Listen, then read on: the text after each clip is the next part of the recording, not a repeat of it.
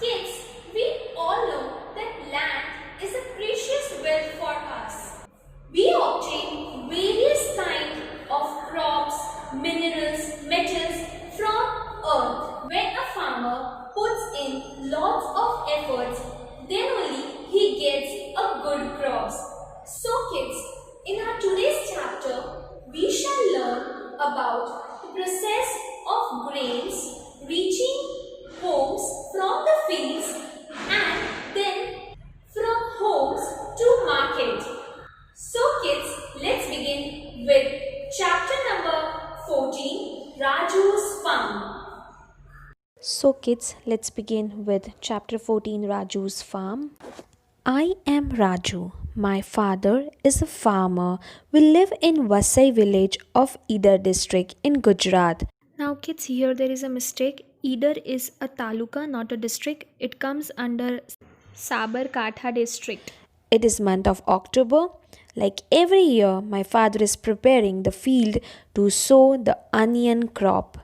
So, here Raju is saying कि मेरा नाम राजू है और मेरे पापा एक फार्मर है और हम लोग वसई विलेज में ईदर तालुका में साबरकांठा डिस्ट्रिक्ट में गुजरात में रहते हैं। और अभी अक्टूबर मंथ चल रहा है। हर साल की तरह इस साल भी मेरे पापा जो है प्रिपरेशन कर रहे हैं। काय की प्रिपरेशन कर रहे हैं? तो अनियन क्रॉप सो करने वाले हैं वो लोग।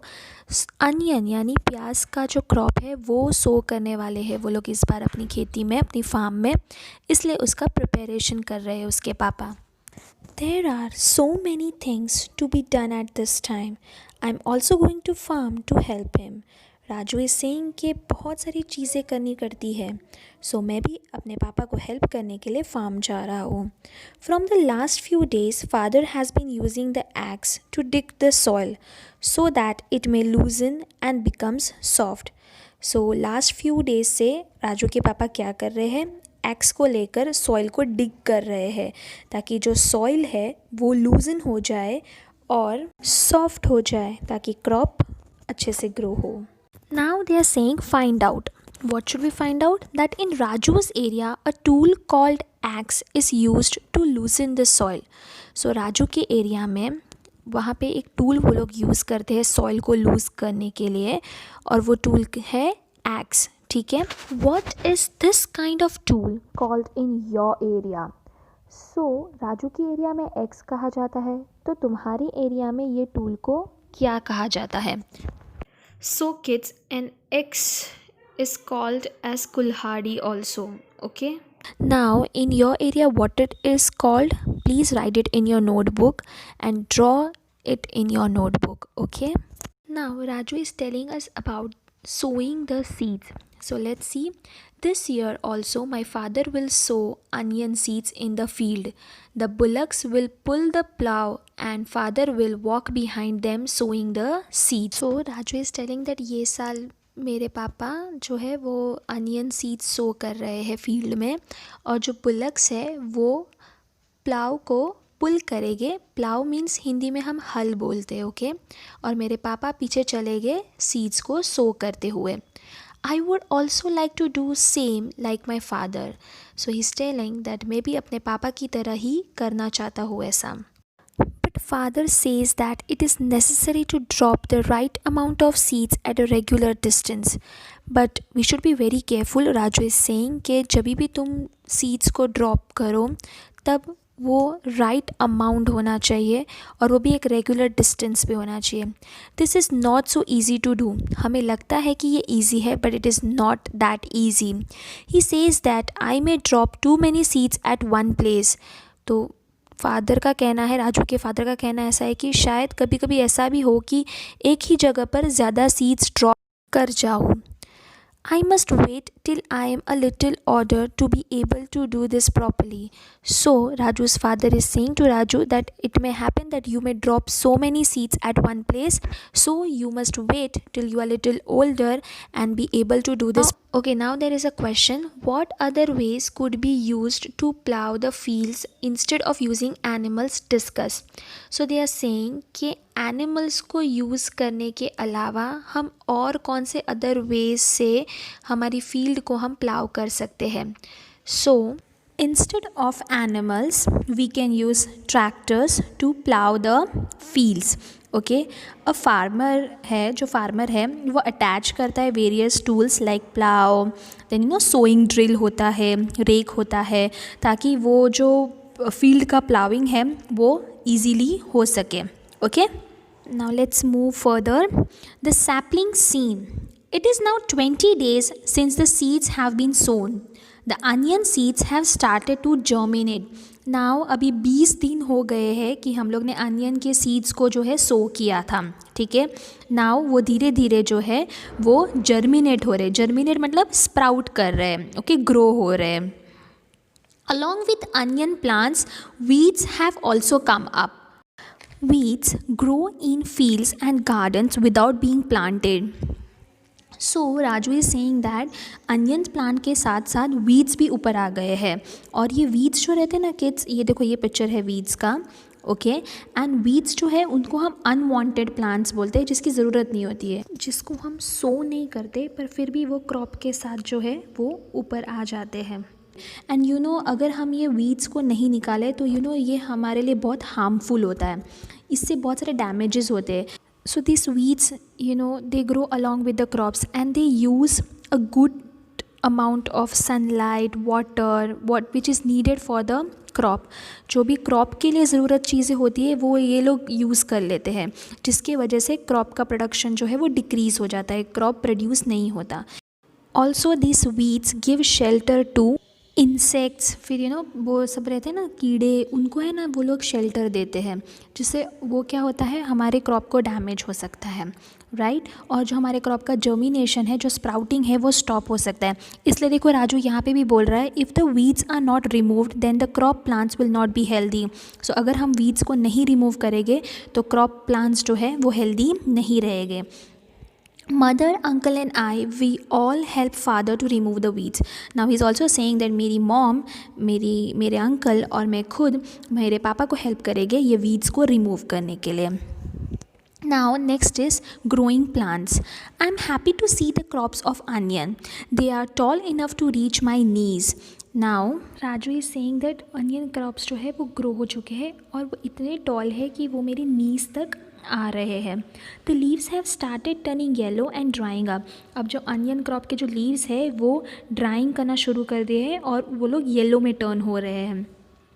This means that the onions are ready to harvest. It will be harvested. Now this means when these leaves are ready to become dry and yellow, it means that one can say that the onion crop is ready to harvest.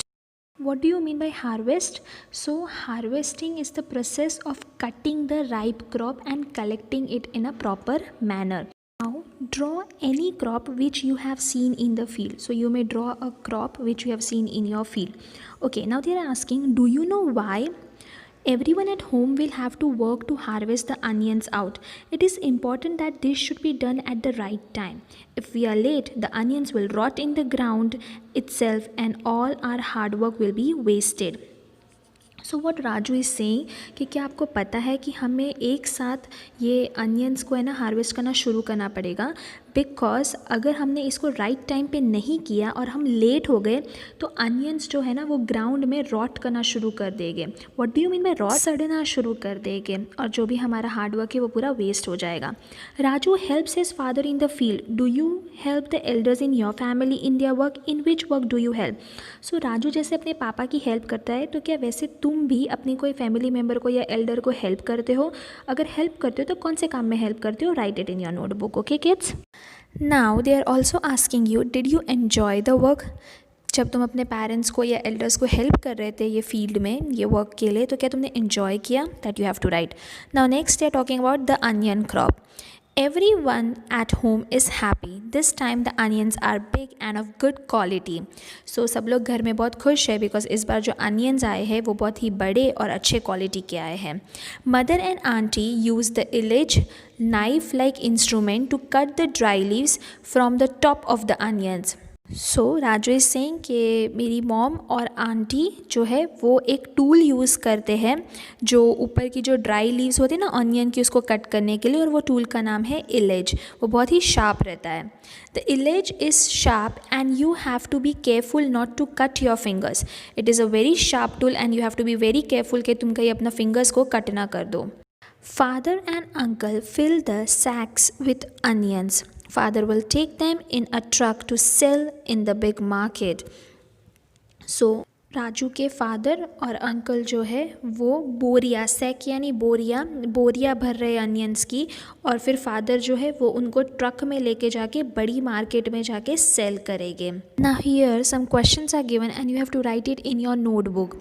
In which chores Raju helped his father. So Raju ने अपने पापा को कौन से chores करने में help. Chores यानी रोज़ का काम। Okay, so you may right Raju helps his father in the following veg, like first of all to loosen and soften the soil in the field, then to weed out unnecessary plants, and then to harvest the crop, and then to fill the onions in the sack.